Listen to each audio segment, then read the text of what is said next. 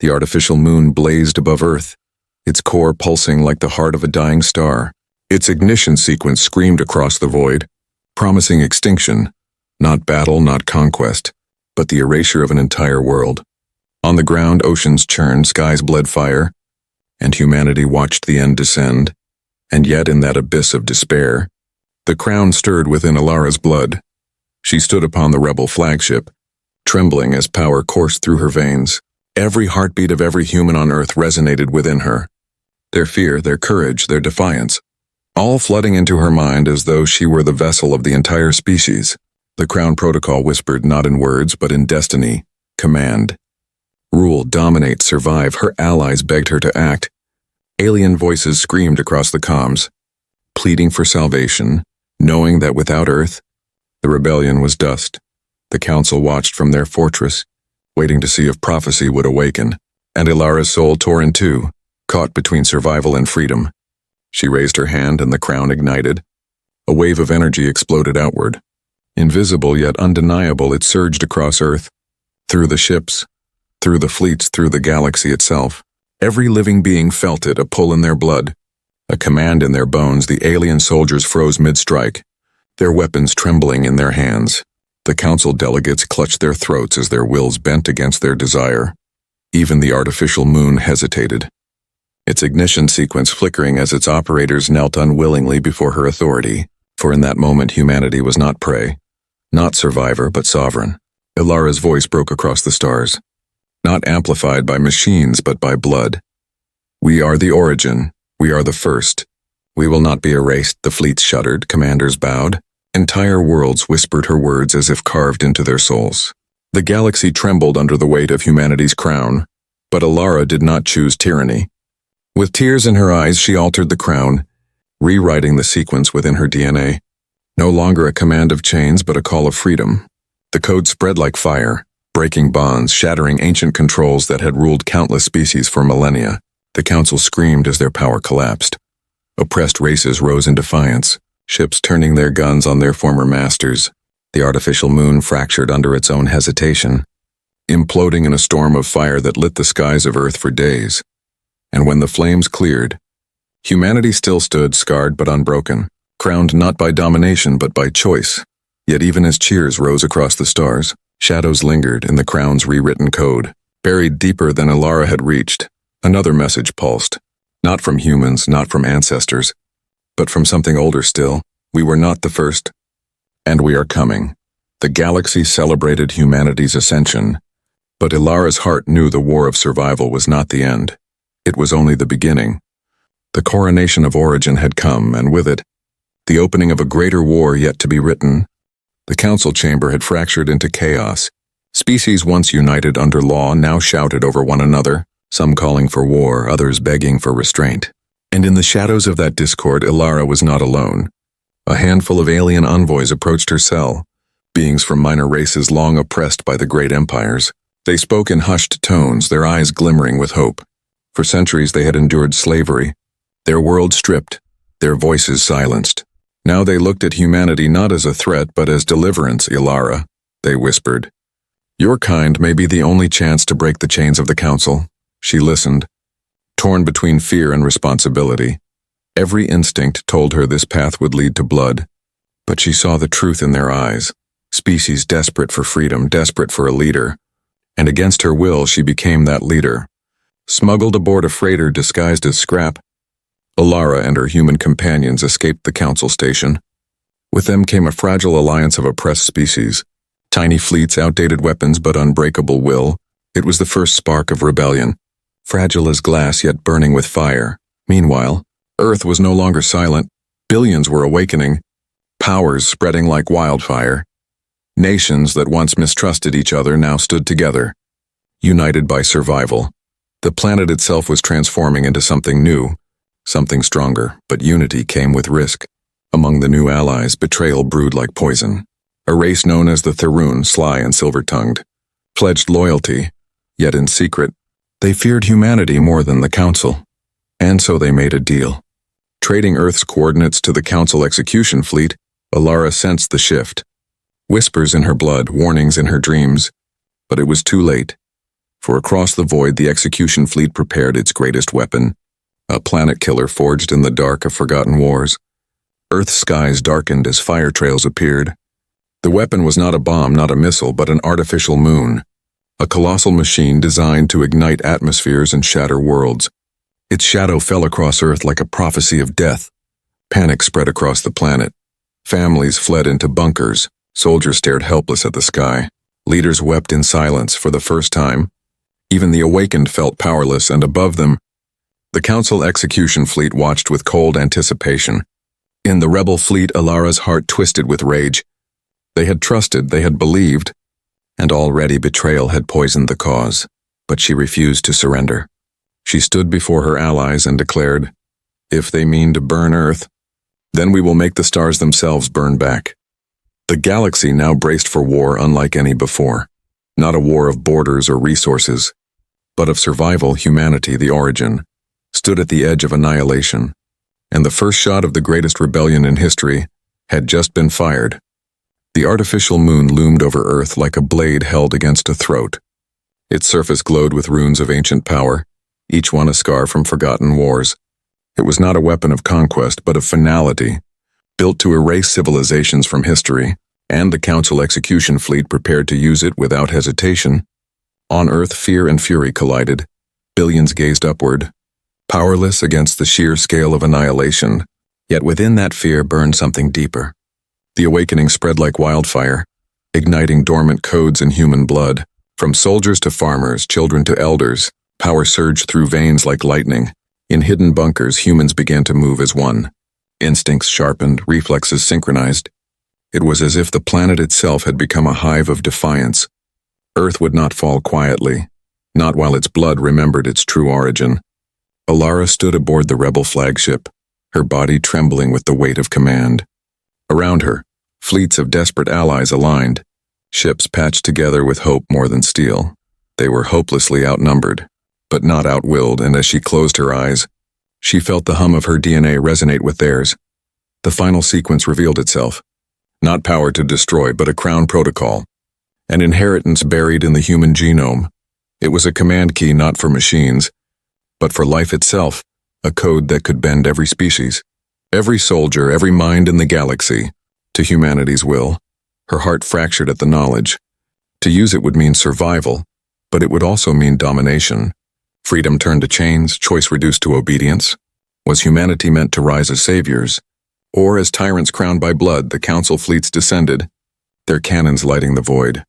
The first volleys tore through rebel ships, scattering them like sparks. Screams echoed in comms, allies burning in silence, yet still they fought. Outnumbered but unyielding. Earth's skies lit with fire, humanity's defenses rose. Cities unleashing weapons fused with awakened ingenuity.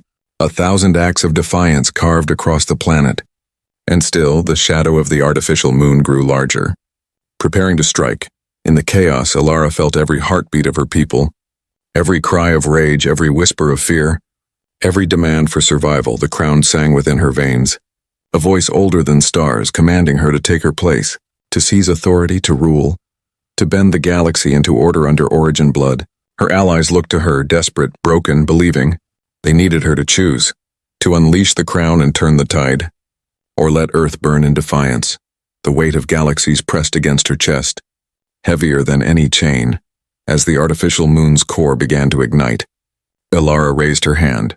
The crown stirred, the galaxy trembled, and in that single breath before destiny, the war for authority began. The night sky above Earth was no longer silent. Stars vanished as black shapes drifted across the heavens. Massive warships cloaked in shadows, the alien fleet had arrived. Unseen by satellites, undetected by radar, their first strike came not with noise but with silence, cutting Earth's eyes and ears from the skies. Satellites went dark one by one. Communication grids collapsed. Power stations flickered and died, plunging cities into chaos, and before nations could react, orbital strikes fell like spears of fire, burning craters into military outposts. Governments scrambled, commanders barked orders, but their weapons were blind. Humanity's armies fired missiles into empty skies, never striking their target. For the aliens fought with precision honed across millennia of conquest, and to them, Earth was nothing but a primitive world ripe for erasure. But then something began to change. Soldiers who should have been slaughtered rose again, wounds knitting before medics arrived. Pilots shot from the sky found their reflexes sharpening in ways they could not explain. A single squadron in Europe held off an entire alien landing force. Moving as though their instincts were guided by something greater, Dr. Ilara Khan watched from a military bunker as news flooded in. The awakenings were spreading faster now, ignited by the stress of war. She realized the truth. Human DNA was not passive. It was reactive. It adapted instantly to threat, granting each individual the exact ability they needed to survive. Fear turned into defiance. In Brazil, farmers lifted artillery that should have taken machines, holding off invaders with impossible strength. In Africa, children ran through crossfire untouched. Their movements too fast, too precise. In Asia, engineers instinctively reprogrammed alien weapons, bending them to human command. The aliens faltered. For the first time in centuries of conquest, they faced prey that refused to bow, and worse, prey that was beginning to fight like predators. Amid the battlefield, one alien commander paused. His gaze fixed on the human scientist broadcast across their feeds, Dr. Ilara Khan standing in the bunker, her voice steady as she directed survivors. The commander's scales trembled, for he recognized her not as a scientist, but as the figure whispered in their oldest prophecies. The crowned one, the awakening of origin, the human who would command all life. Panic spread through alien ranks, orders turned frantic. Fleets demanded her immediate capture. But Earth's defenders fought with ferocity no strategy could predict. Every strike only pushed humanity harder. Every loss only made them stronger. The first contact war had begun. It was no longer a slaughter.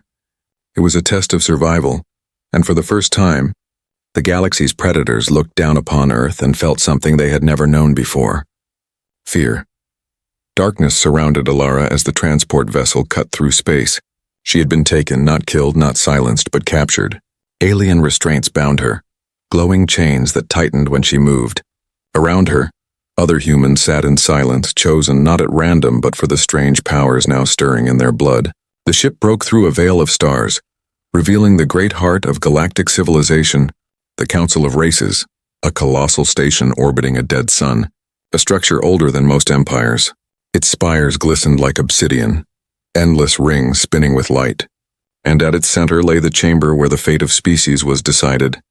Ilara and her companions were marched before towering figures of every kind, scaled and feathered, crystalline and shadowed, beings born from every corner of the galaxy. The council stared at them with a mixture of fear and hatred, because before them stood not prisoners but heirs, heirs of the origin. A voice boomed through the chamber, ancient and cold. Humanity stands accused of destabilizing the balance of the galaxy. The accusations spilled like venom. That humanity's DNA was no mere blueprint but a command key, a sequence that could bend all species to their will. And the council demanded one answer. Were humans aware of their inheritance, or was this awakening an accident of fate? Ilara lifted her head, her voice trembling but clear. "We did not choose this," she said. "We did not even know who we were." But her words only fueled the storm, because what the council feared was not ignorance but the future. The future where humans understood the full power locked in their veins. Evidence was brought forth, crystals projecting visions of battles on Earth, humans defying physics, resisting death, bending alien machines to their command. The chamber hissed with outrage, with terror, with the call for extermination. And in the shadows, factions whispered, some demanding destruction, others muttering of prophecy. Then it happened. As the council's rage reached its peak, a pulse surged from Ilara's body. Her DNA had awakened further, releasing a wave of invisible force that rippled across the chamber. For a heartbeat, every alien delegate froze, their bodies bending, their wills subdued. They felt their blood betray them, their instincts kneel to her command. Gasps filled the hall. Some cried blasphemy. Others fell to their knees, trembling. And Ilara herself shook in horror, for she had not chosen it. She had not willed it. The power had acted on its own, and every being in that chamber had felt its weight. The council broke into chaos, voices clashing, alliances shattering. Should humanity be destroyed before the crown of origin awakened fully, or should they be enthroned as rulers of all life? The living authority of creation, as guards dragged her back toward the cells. Ilara's mind burned with dread, because she knew now that the trial was never about guilt or innocence. It was about fear, and in fear, empires were preparing to strike. The galaxy was old, older than any star chart could capture. Empires had risen and fallen, their histories buried beneath countless layers of time, and yet, in the forgotten dust of a barren world at the edge of the Orion Arm, something stirred that should have never been touched. The Zalari, a proud species of scholars and archivists, were the first to dig there. They believed the planet was empty, a graveyard of rocks and silence, but as their excavation teams drilled deep into the crust, they found walls carved with markings that were not alien at all. They were human symbols, Earth's ancient runes, identical to the language etched on temples thousands of years old back home. Confusion turned to dread as deeper layers revealed genetic vaults, crystalline chambers holding strands of DNA perfectly preserved. The readings were undeniable. Every genetic sequence they studied matched humanity, not alien life, and more terrifying still, those strands were older than the Zalari themselves, older than any species in the galactic registry. Word of the discovery spread like wildfire across the Council of Races. Whispers turned into panic. Because if the data was true, it meant one thing. Humanity was not just another species. Humanity was the beginning, the template, the foundation upon which all others had been built. In secret chambers, the Council gathered. Nations that had always mocked Earth as primitive now shook with fear. For if humans were the origin, then every empire owed its existence to them. And deep in the Council's archives, old prophecies resurfaced. Tales of a crown hidden in the strands of human blood, a power capable of commanding all life. Some demanded that humanity be elevated, recognized as supreme. Others cried for immediate extermination, to silence the truth before it spread. Because if humans realized who they truly were, the galaxy would never be the same. In the shadows of the Council chamber, an order was given. A fleet of warships was dispatched, armed not for diplomacy but for annihilation. Their mission was simple: reach Earth before the humans awaken to their heritage and burn the truth from existence.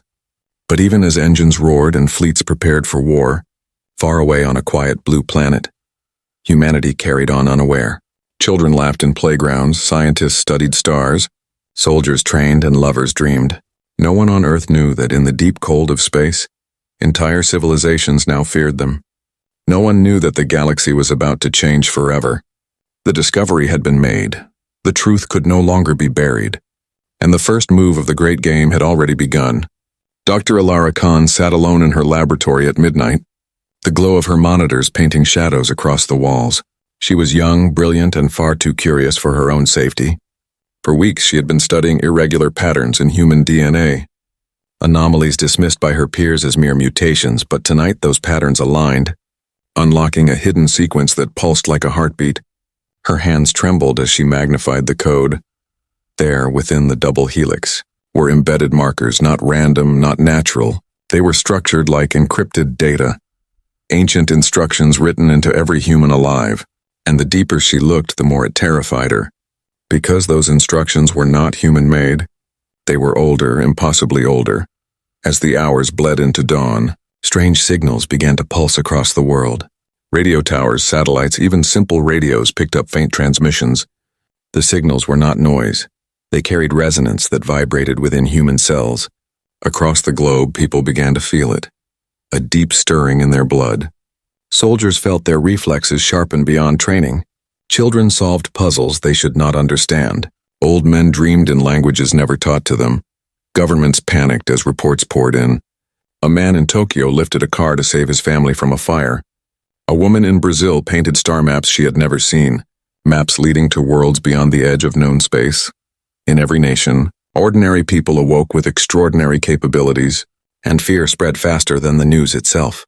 Ilara barely slept, her own body trembling as if something inside her wanted to break free. And then, in the static of her computer's speakers, a voice whispered it was not human, not entirely. But it spoke her name, Ilara, child of origin. "They are coming for you," she stumbled back, her pulse racing, eyes wide. How could this voice know her name? How could it know what she had found? Before she could respond, the lights in her lab flickered, her screens glitched, and the voice cut off with a chilling silence. The next morning, military vehicles rolled through city streets. Soldiers ordered to suppress the panic, but panic was unstoppable now. because what was happening could not be explained or contained. Religious leaders called it prophecy fulfilled. Skeptics called it mass hysteria. Scientists called it genetic activation. Yet none of them understood that this was only the beginning. Far above Earth, in the cold reaches of space, the alien fleet drew closer, their mission clear, their weapons primed. But what they did not expect was resistance. Resistance not from armies, but from a species waking to its true power. On that quiet blue planet, humanity was no longer sleeping.